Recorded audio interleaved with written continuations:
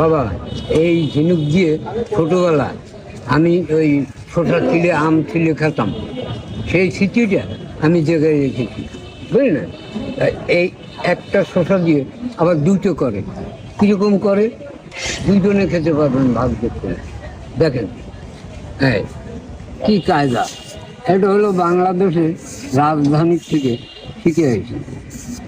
এখন বাংলাদেশে সব জায়গা বাবা এইটা হচ্ছে, এই একটা শসাকে 20 টাকা বেচে, কি সুন্দরভাবে। আমি একটা 10 টাকা বেশি, একটা আমিও সাধু নয়, একটা 20 টাকাও বলছি। এই দেন কিরম বেশি দেন, এই যে 20 টাকা হবে কি সে।